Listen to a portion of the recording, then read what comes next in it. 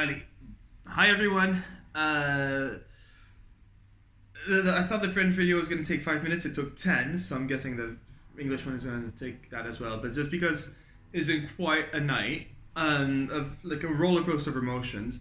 But basic message is we're both in Cairo, we're both fine, and we're ready to be in quarantine for 14 days.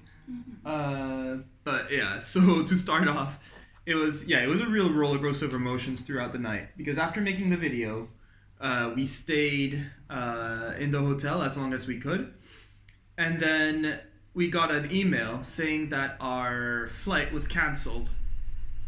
So we both started like, all right, what do we do now? And I had the flight on. Like when you can look where your flight is at that moment. Flight tracker, that's the one. Flight tracker, and it still said that the flight was going on. So I was like, well, usually they're pretty on top of things. So I didn't understand that, and I checked to different flight tracking websites, and they both said that. Both said that everything was fine. It was supposed to leave on time. So it didn't make a lot of sense, and at the end, so we talked to some different people. And at the end, we realized that since we weren't able to cancel the later flight, the flight that was going to leave after Egypt closed down, we got a message saying that flight was canceled. Not the one that we were supposed to be on yesterday. Right, not the one that we were meant to take. So after realizing that, we felt really a bit silly because but our heads are in panic mode. Our heads are like, what else can go wrong? That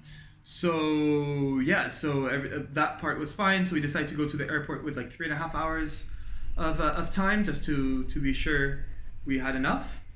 And we get there, no problem. We go to we self-check in, which was quite easy. And then we go to the line just for baggage drop-off. And there's this family of 4 that's there for quite a while at the counter, and we're like, it's baggage drop-off. It shouldn't be that difficult. Like, what is going on? What's happening? And we think that they had the same problem that we were going to have. Or the connecting flight? Yeah. Oh, right. Or that it's a connecting flight that they just couldn't make, or... Yeah, so a lot of the people on our flight, it looked like they weren't actually staying in Cairo. Right. So the people in front of us were German, and so Cairo was just the connecting flight. So if it was a long layover, then chances are their second flight would have been canceled because the airport was closed. Okay, yeah, but so we don't know. That could have been a possibility. I don't know. But so they were taking a long time, and yeah, things weren't moving. Then they sort of step to the side, and things start moving again. And then comes our turn. And I don't know why Jen and I didn't realize this was a thing. Like, although looking back, it made sense that they were like, where's your final destination? And we said Cairo. They're like, no, like, where's the end of your journey? We're like, no, we're gonna be in Cairo. And she's like, okay, so you're both permanent residents. And then it clicked in my mind that I am not a permanent resident of Egypt. Not a permanent resident, just a resident. Yeah. Oh, right. A resident. Sorry. Yeah. I'm still a little bit tired, I guess. That's okay. I'm only a resident for 6 months. So. Yeah. Right. And so I would just be a tourist, but, like, are you allowed to be a tourist during a pandemic? Like, during a lockdown? I don't know. So, like, as soon as she said it, I felt really silly that I didn't think of that before. And she's like, it's kind of out of my control. I'm going to give it to my supervisor. So she gives my passport over, and then I don't see my passport for another 20 minutes. Jen and I start thinking of, like, okay, what happens if they don't let me in the country? So we try contacting school people who can help us, and they send all the help they can get our way. So they send, like, countries where we would both be allowed. They send us papers saying that we both work at the school, both in Arabic and English, saying, like, no, they're working at the school. They're allowed to come back. They tell us that they're going to send somebody at the airport to meet us to, like, make the transaction easier. Like, they really outdid themselves in terms of, like, getting us there or getting us through. Mm-hmm. But the girl at the counter, the lady at the counter, it was out of her hands. Like we kept trying to like, oh, but we'll have somebody there like to help us, but she's like, it's out of my hands. Like I really can't do much. Finally, the supervisor comes and she tells us like, nope, you're good to go. You'll be fine. So it was a real relief of like all this, yeah, just a big amount of relief. So we thank her like I don't know how many times, and because it was just, yeah, it was silly on my part not to think about that. We get through security, no problem. We do a bit of duty-free shopping, and then there's this lady that asks us if we want to do a survey. So we do that survey, and it takes so long.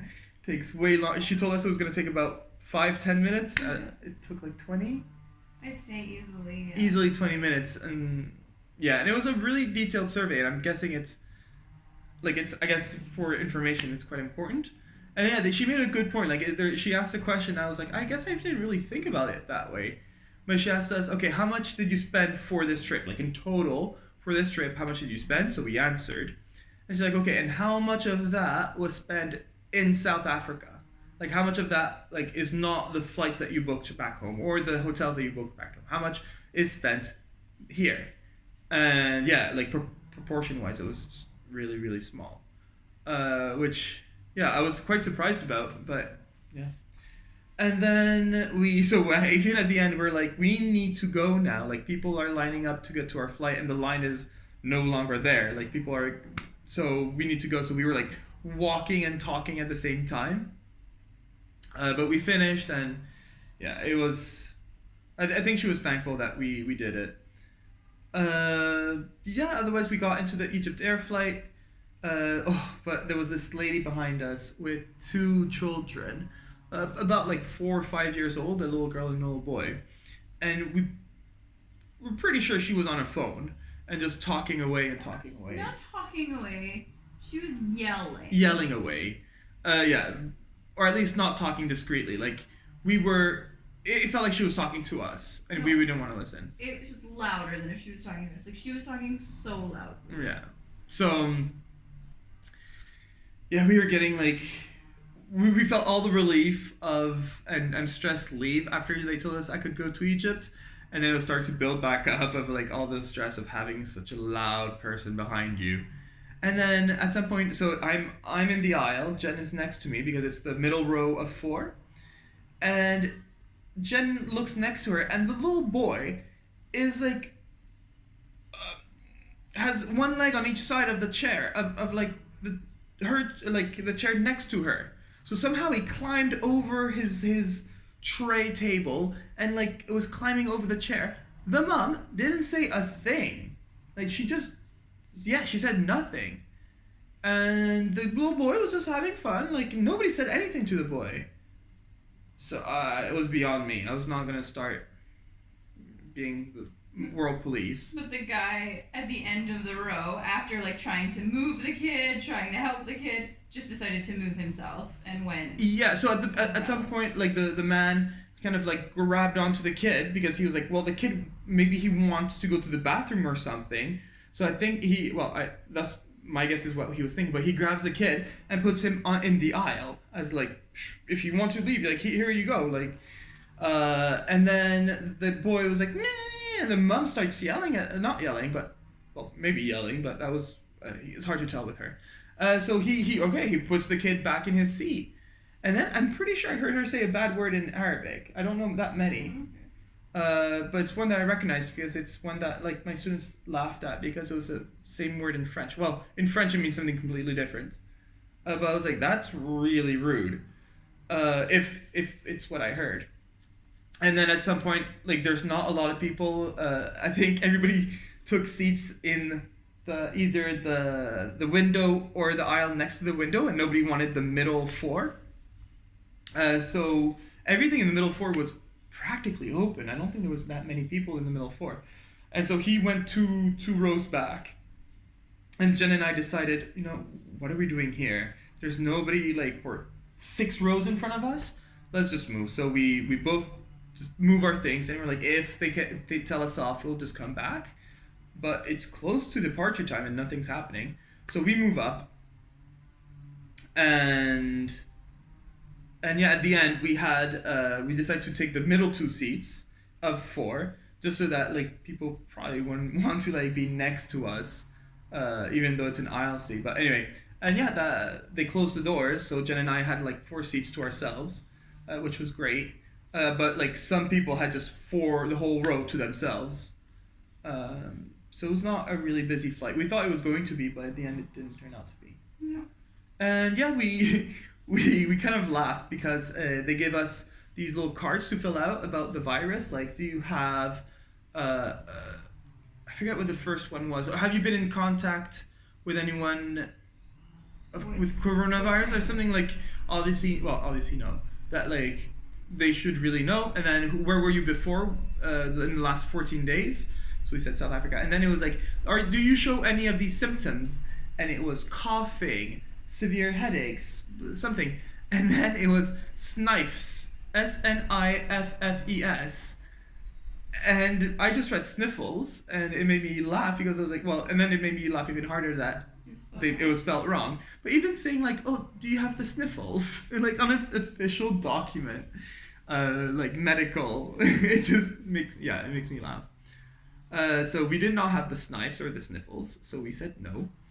And yeah, the rest of the flight went fine. Got there on time, or got here, I should say, on time.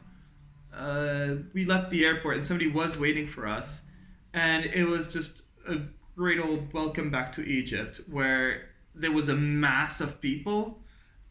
I think they were trying to get organized in queues, but not really. And the person from the school who came to greet us, he's like, no, like come around the queues, which I didn't really want to do, but we just went for it. We just followed directions.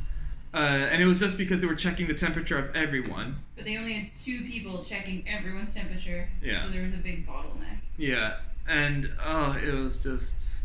So we would just wait and waited. That's what we were kind of forced our way through. And because all he did was a dook, and it was done. So yeah, it was just not super efficient. And then people in the crowd were starting to like get annoyed and be like, what's going on? Like, come on, like, let's get it moving. I don't know what they were saying. It was all in Arabic.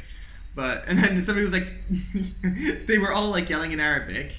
And then somebody was yelling, speak English! So that made me laugh. Because I guess they were like, Anglophone people were like, what is going on? Because it was like, whether you're a connecting flight or staying here, everybody had to do it. But then some people, they didn't have the sheet filled out. Oh yeah. And then he was like, where's your sheet? You need it. And they're like, no, we don't need it. And he was like, okay, and let them through. So I didn't see that. Yeah, it was the family that was talking to the flight attendant for like an hour during the safety video. They didn't fill out one of their sheets. And he was like, okay. Yeah.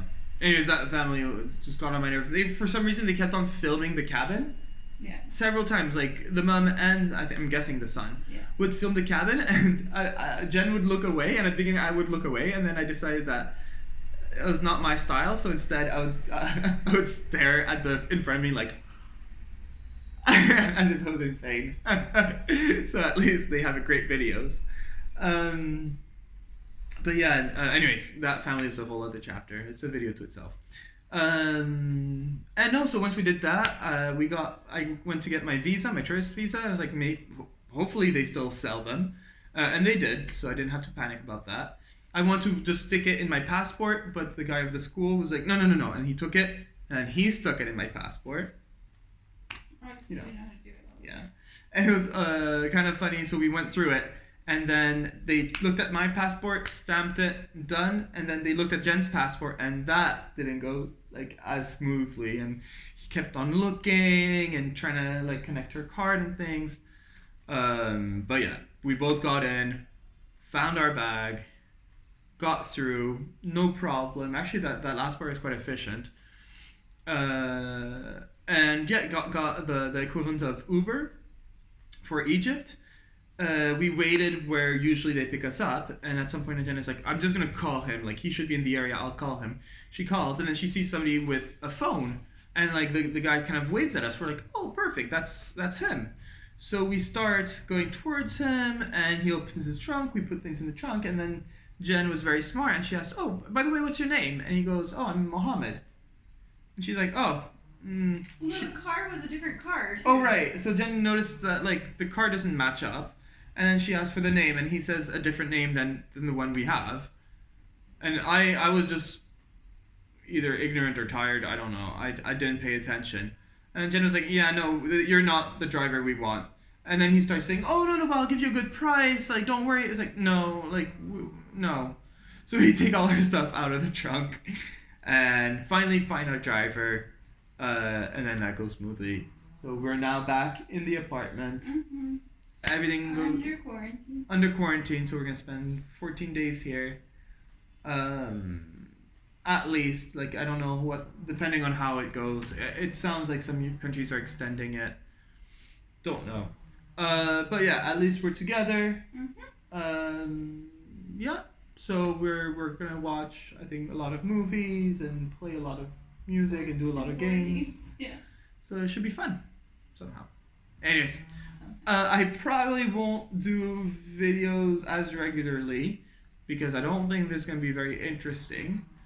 But yeah, that's about it. I might make one in a week from now if anything changes or anything like that. But maybe. I don't know. Anyways, bye. Bye.